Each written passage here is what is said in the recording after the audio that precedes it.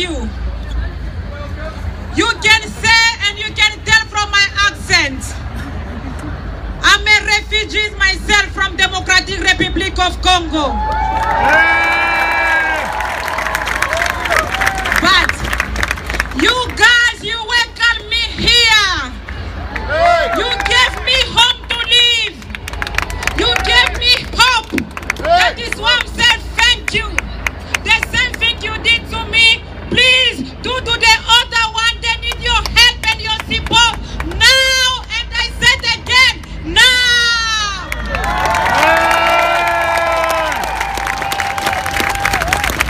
Someone asked me a question. If I can compare myself as a former refugee to those that are living in Calais, I answer to say, to be a refugee is not an easy task. Don't allow any other person to have that statement. If you are a refugee, you are losing all your belongings. You don't have any hope. You don't have any future. You are living in bloodness. We need to help them and we need to give them hope. I need you guys to help me to give them hope.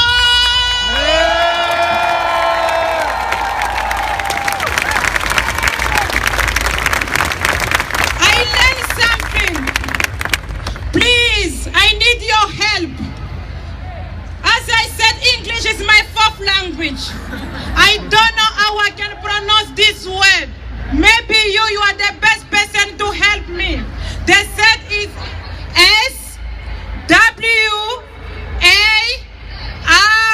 SWARM, and they call it swarm. We are not swarm, but we are human beings.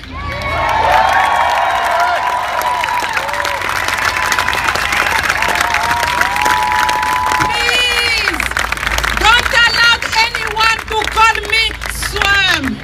Let them to call me a human being like you and others.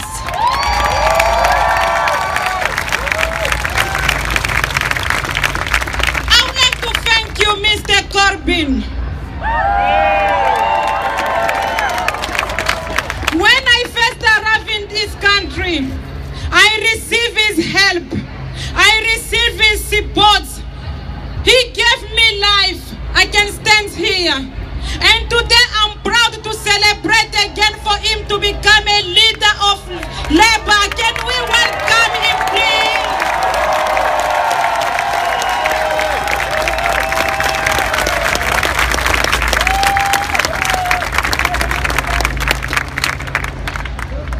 Imagine if you are living in the camp they call refugee camp. You can't speak a language. You lose your family. Your loved ones are not around with you. It's not easy. It's a nightmare. And I believe again, your help and support, it will going to give hope, it will going to give respect, it will going to give a future to those people are dying. Can we welcome refugees in Britain? Welcome! Refugees are welcome! Refugees are welcome! Now, I want to announce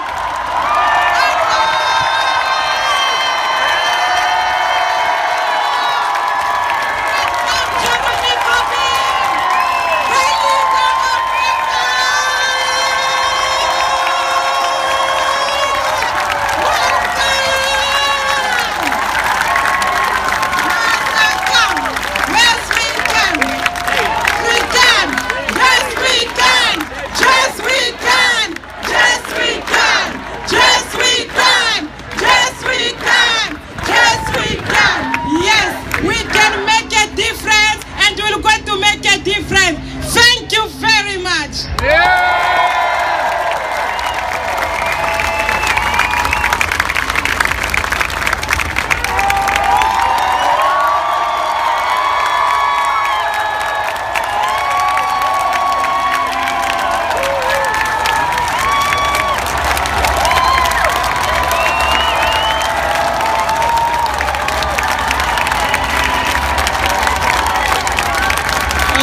I've never seen Parliament Square looking so filled, so beautiful and so happy as on this day.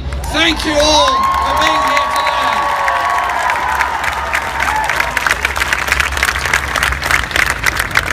When I was declared elected 3.5 hours ago, I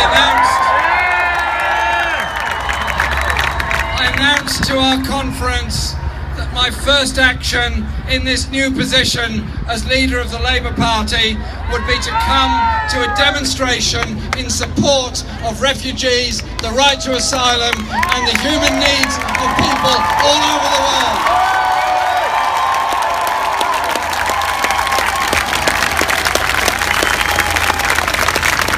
And I do that because we are all humans. We all have a sense of decency and humanity in reaching out to others. And I am shocked beyond appalled at the way so many and so much of our media over so long endlessly describe desperate people in desperate situations as the problem. Desperate people in desperate situations as people who are trying to travel or move illegally. Those desperate people in desperate situations are all over the world. There are more of them now than at any time ever in the recorded history of this planet.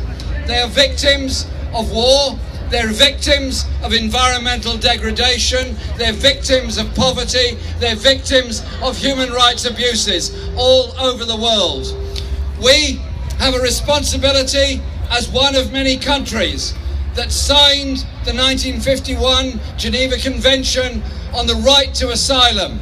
We are a country that is a member, obviously the UN, but also of the Refugee Council and the Human Rights Council. And we therefore have a responsibility to ensure those people are properly cared for and properly supported. And so I think it's quite incredible what has happened across Europe in the past few weeks. Suddenly, a lot of politicians have rediscovered their principles of humanity. They've rediscovered that you don't need to walk in fear of the far right and the racists. There is actually a popular uprising in favour of decency and humanity in our society. And for those who've managed to try to get into Hungary, to get through Austria, to get into Germany, I say to the ordinary people, the ordinary decent people in Hungary who came out of their homes to offer food and water and clothing and help and sustenance and comfort to Syrian people going through the most terrible stress and distress in their lives, thank you very much for your demonstration of humanity. I also say thank you to the people in Austria who did the same. And I say thank you to Germany for being prepared to take the numbers of refugees they are, showing the way should be followed. I also say that we need to have a thought as to why people end up in such desperate situations. I've been in Parliament a long time and I've seen many decisions taken. And in moments of clamour and moments of fervour, decisions are made, go here, invade there, bomb there, do this, do that. It's the easy situation, the media build it up, there's lots of military advice, there's lots of apparently simple and easy solutions. Tragically, wars don't end when the last bullet is fired or the last bomb is dropped. The mourning and the loss of soldiers of all uniforms goes on. The mourning and the loss of families that lost loved ones because of bombardments and fighting, that goes on. The refugees move on. And there are whole generations of refugees around the world that are victims of various wars.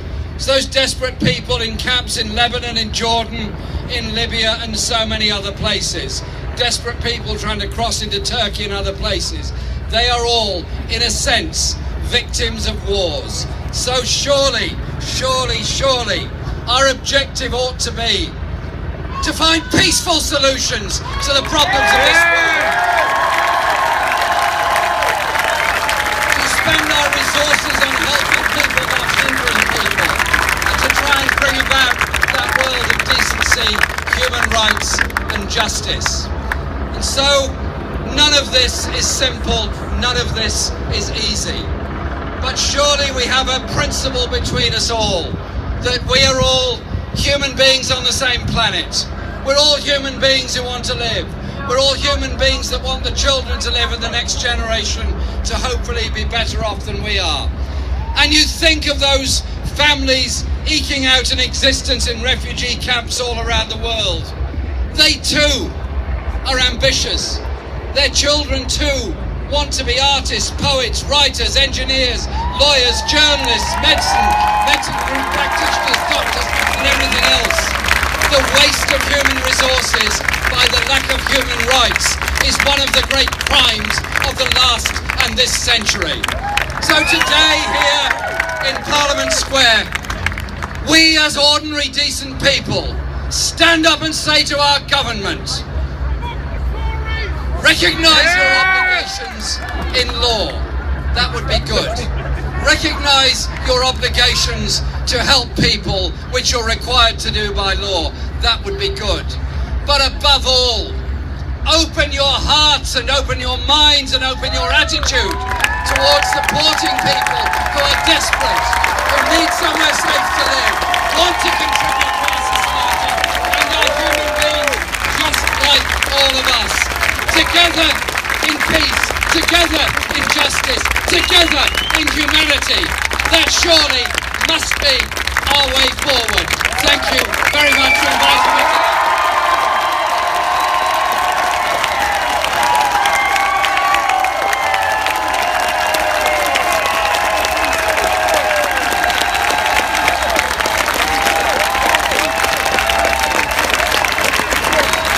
The people's flag is deepest red.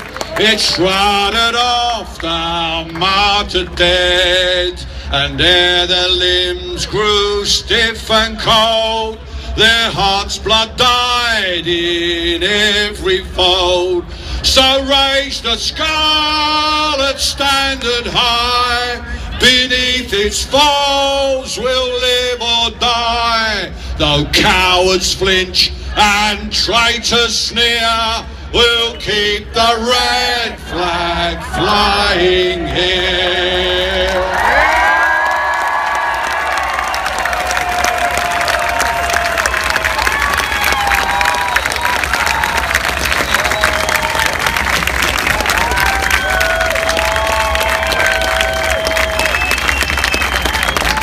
Our next speaker, as the rally carries on, is Catherine West, who is the Labour MP for Hornsey and Hornsey and Wood Green. Catherine West.